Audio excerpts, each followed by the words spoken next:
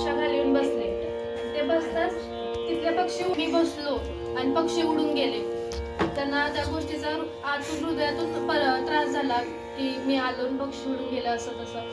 तर मग ते तिथंच बसले आणि ते बोलले की मी इतकं दृष्ट का की हे थांबले नाहीत मी गेलो असं.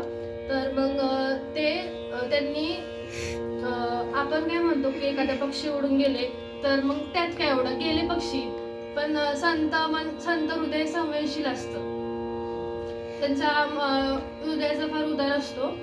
तर मग ती गोष्ट त्यांना खूप हे झाली, दुःख वाटलं. तर ते तिथंच बसले. ते बोलले की जोपर्यंत पक्षी माझ्यापाशी येत नाही तोपर्यंत मी रामकृष्ण हरी याचा जप करेन, नामस्मरण करेन, भजन करेन तिथं. तर मग ते 2 दिवस झाले ते रामकृष्ण हरी बोलत होते.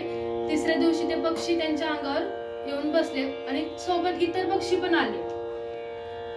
आणि मग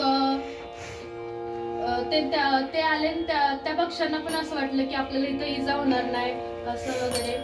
आणि मग ते त्यांचं संत तुकाराम महाराजांचं निर्णय नंतर मग त्यांचा निरागसपणा हे पाहून ते पक्षी त्यांच्या अंगावरून बसले. ते बोलले इथं आम्हाला इजा होणार नाही. हा त्यांचा आयुष्यातला चांगला अनुभव होता की 2-3 दिवस ते सलग अभंग करून त्यांना जे पाहिजे ते भेटलं.